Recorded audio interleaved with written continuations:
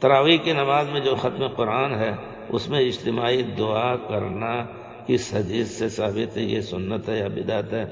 دیکھیے، اگر کھڑی بات دیکھی جائے صاف تو پیارے رسول صلی اللہ علیہ وسلم کے زمانے میں تراویح میں قنوت کی دعا ہوتی تھی۔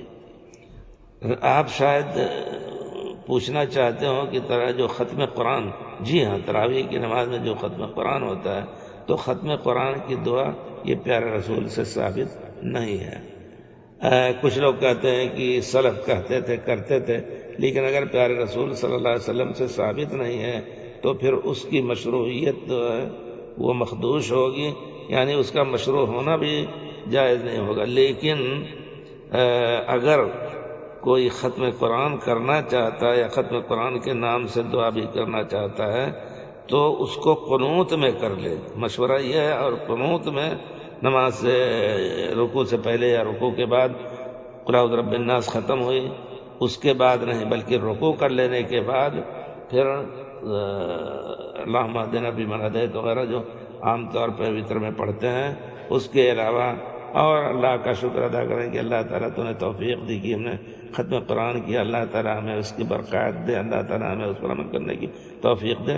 وہ بھی زیادہ لمبی نہیں ہونی چاہیے تاکہ لوگ اکتا جائیں، تھک جائیں، اور کچھ ہو، معقول دعا ہو انشاءاللہ۔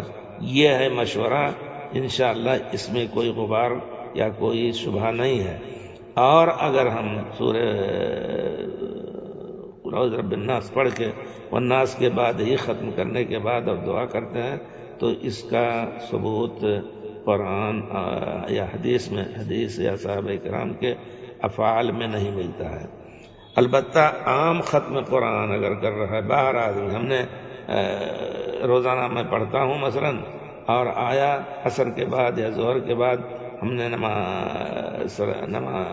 قرآن ختم کیا، تو حضرت انس بن مالک رضی اللہ تعالیٰ عنہ کی سنت تھی یا ان کا طریقہ تھا کہ جب ختم قرآن کرتے تھے تو اپنے اہل اور گھر والوں کو اکٹھا کر کے دعا کرتے تھے۔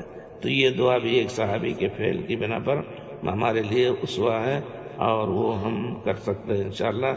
یہ سب جو چیزیں ثابت ہیں بغیر شبہ کے، ان پر عمل کرنا زیادہ افضل ہے۔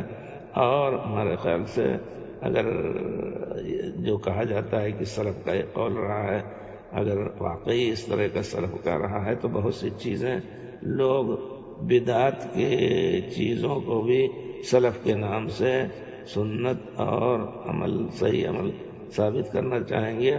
اس وجہ سے راستہ ان کا دروازہ اس راستے سے بند ہونا چاہیے۔